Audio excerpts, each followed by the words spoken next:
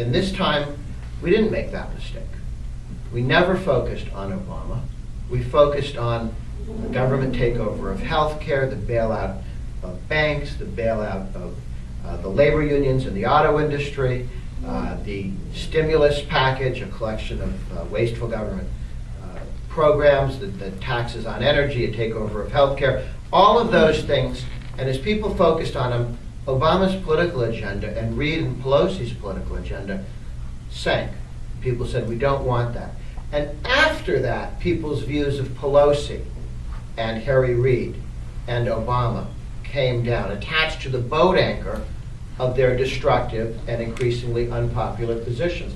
So if Obama wandered off to do something else, we wouldn't have spent all our time attacking a guy who wandered off. We'd made the case against the policy. So if Biden showed up and said, now I'm in charge, and people would go, yeah, we don't like you either. Because it's not you, it's not personal, it's the policies. And that is, I think we made a huge mistake in taking the bait of focusing on Clinton rather than on the destruction of the ideas around Clinton and the Democrats in the House and the Senate. Couple of numbers, 7, 35, and 28. In the private sector, which these numbers explain what the other team is up to. 7% of the private sector is unionized, pay an average of $500 in union dues. 35% of the public sector is unionized. Why does Obama and Reid and Pelosi wish to have the government take over healthcare? Because he's going to move millions of jobs that are right now in the real economy, private sector, and make them government employees. For every 100 guys you move over, you increase, and you go from 7% unionization rates to 35% unionization rates.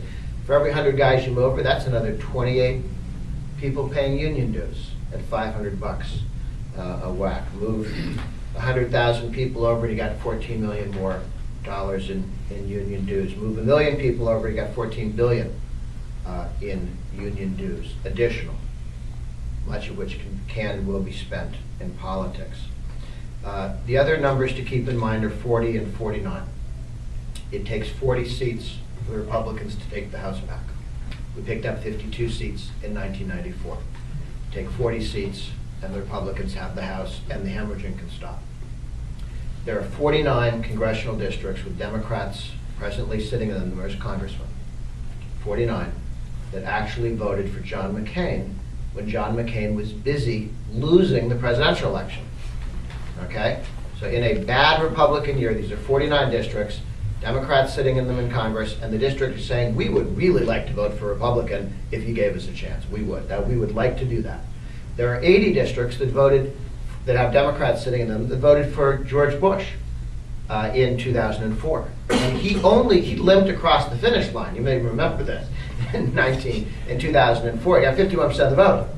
80 districts saying, we would be cheerfully willing to vote for a Republican for Congress if you give us a chance. So there's every reason to believe that if we do our job right, that we can have significant changes in the House of Representatives. I would like to suggest that there are a series of pieces of legislation that can and will be the contract with America looking forward.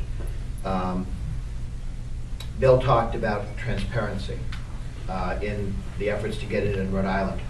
We now have 28 states that have passed laws requiring that every check written by the state government has to go online and be searchable. So you can see where every check got sent. Every contract by the state online with a search engine attached. So you can see who got the money, what the contract says, what labor union contracts say. And this information and this movement towards greater fiscal transparency, I think in the next 5 to 10 years we'll have all 50 states and every local government in America. Already, Utah and Florida have passed laws to require every school, every sheriff's office, every county, every city, every town to be completely transparent. A number of counties have started to do this on their own. I think the reason it's tough to stop is the establishment press loves it. This is the lazy person wins Pulitzer Prize legislation. The honest liberals like fiscal transparency. Ralph Nader has joined me in sending 3 letters to every governor saying you ought to be fully fiscally transparent. Ralph Nader's under the impression that if everybody saw how the government spent their money, they'd want to send them more.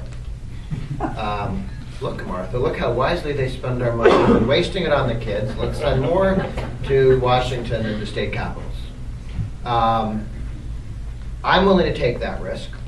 I tend to think that if people saw how the government was spending their money, they might think of better ways to spend their money than the government was spending it.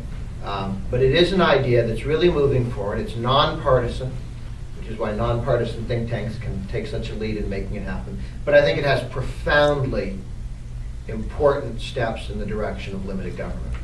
The other is the idea of a waiting period before legislation gets voted on. They used to want us to have a waiting period before you could buy a gun. There's now a movement to have a 5-day waiting period before Congress, the House or the Senate, can vote on a piece of legislation. Put it on the web, let us read it, look at it, make it available to the whole country for 5 days, and then and only then can the House vote for it and the Senate vote for it. By the way, if you amend it, the 5-day waiting period starts again. No more changing things in the middle of the night. That energy tax bill where there were 1,000 pages in the bill, they're sticking 300 pages of handwritten stuff inside in the middle of the night, which nobody, certainly nobody in the country was reading, and most congressmen and senators weren't able to see it either. If we have transparency on the way in for legislation and transparency on the way out for fiscal, for spending, for contracts, for checks, I think we have the beginnings of getting our hands around spend too much. Because with 1,000, I don't think you ever pass a 1,000-page bill again if it has to be online for 5 days. Because people can, the point of a 1,000-page bill is to hide stuff. There's no fun or no point to a 1,000-page bill if people can get to it and read it over a 5-day period, and everybody can go in and find the stuff that matters to them. And let me end simply by saying that while we work on this stuff, as the Ocean State Policy Institute works on things, as the Republican Party in the state works on projects, we always need to remember to have bifocal vision. And that is, we need to look at where we're going. We need to have the vision thing. We're trying to go there. But we also need to look at our feet and make sure we don't trip. We need to, we are going to California, but today we're going to get as far as Hartford. And getting to Hartford is not betraying the goal of getting to California. It may be a compromise, it may be a half step, but it is progress.